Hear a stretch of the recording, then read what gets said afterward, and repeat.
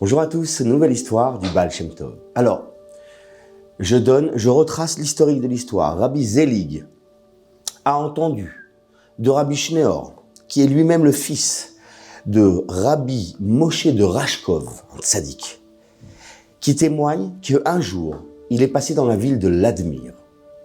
Et là-bas, c'est la ville du célèbre Toldot Yaakov Yosef, un des plus grands élèves du Baal Shem Tov, un grand tzaddik.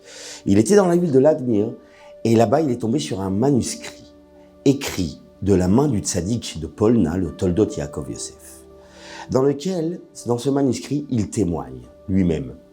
Et il raconte, le Toldot Yaakov raconte, « J'ai fait un rêve. Et dans ce rêve, je me trouve dans un des palais du paradis, du Gan Eden. Un palais magnifique, mais tellement beau. J'étais hypnotisé par sa beauté. Je n'arrivais pas à détourner mon regard de cette vision extraordinaire. Et soudain, je vois entrer dans ce palais le Samer même, l'ange du mal, le Satan. Il était sous la forme d'un chien, d'un grand chien. Et le chien entre dans le palais et il se tient devant un tribunal céleste qu'il y avait sur place.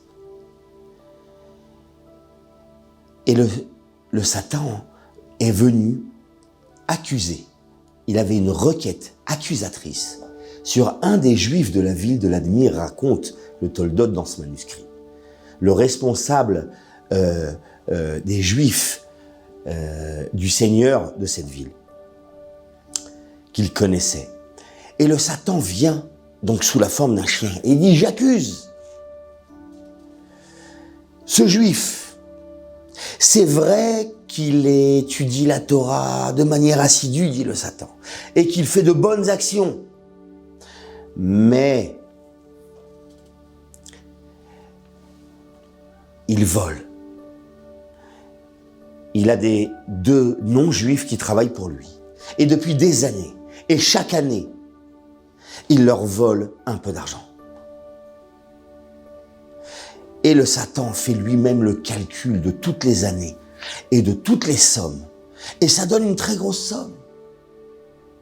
Et là, donc, le Toldot Yaakov Yosef est témoin. Il voit la requête devant le tribunal céleste. Et il voit le tribunal céleste chasser le Satan comme on chasserait un chien.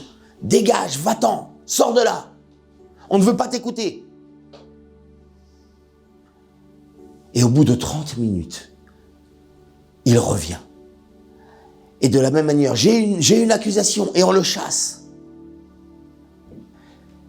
J'étais très triste, dit le Toldot Yaakov, car je connais ce juif.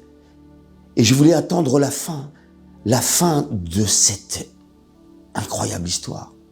Lorsque la 3e fois il revient, et il se met devant le tribunal et qu'on le chasse, alors il se tient devant le tribunal, le Satan lui-même, et crie, « Maître du monde, j'ai une requête à adresser à ce tribunal, et on me chasse. » Et là, soudain, une voix descend du ciel qui dit, « Tribunal, prononcez le verdict et la sentence. »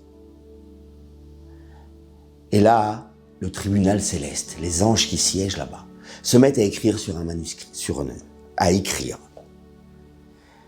que la sentence est que ou bien il est confisqué de tous ses biens et il est jeté, lui avec sa famille, en prison, ou bien que l'un de ses descendants meurt, un de ses enfants. Et le choix en revient à ce juif de décider. La sentence est écrite, le chien le prend dans sa gueule, comme un chien, et il part avec. Et là, je me réveille, dit le Toldot Yaakov dans ce manuscrit.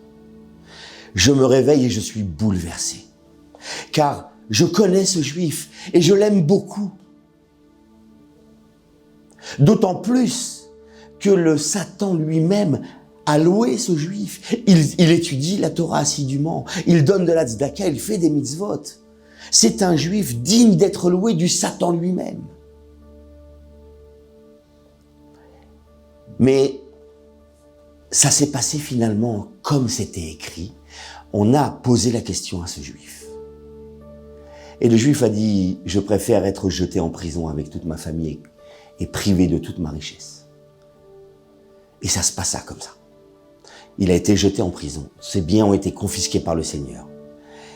Et moi, dit le Toldot Yaakov, je me suis mis à errer de village en village, moi-même, pour récolter l'argent qu'il fallait pour pouvoir libérer ce juif et sa famille de la prison du Seigneur. Réaliser la mitzvah de Pidyon Shvuim, de libérer un prisonnier.